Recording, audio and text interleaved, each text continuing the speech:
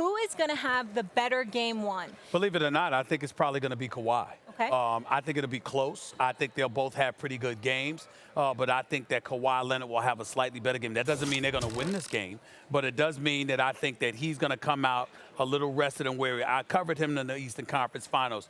He was dragging. The thing that was so phenomenal about him, he was doing it practically on one leg. The rest is pivotal for him. They won Saturday. They've had these 5 days off before he gets to play again. I think he's going to be rested. I think that the Golden State Warriors will have better success against him as the series wanes. But I wouldn't be surprised at all if tonight Kawhi Leonard opens up and he has a slightly better game than Steph Curry. I think they're both going to have big games, but I think he could possibly have a slightly better game tonight. Okay. Max?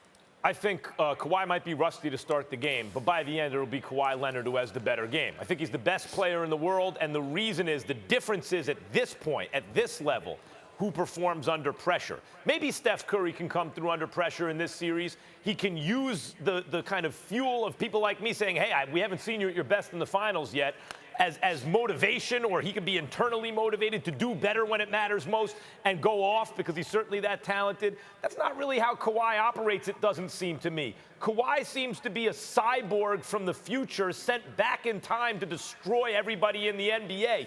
Like the man has ice water in his veins, as though he doesn't know the difference between a practice in the offseason and the finals, right? He gets to his spot, he gets a good shot, and he hits it. And then on defense, he's, among the best who's ever lived. But I think the long rest actually maybe makes the long rest, or the rest makes Kawhi a little rusty to start the game. But by the end, it will be Kawhi with the best game, and it will be the Raptors who win it.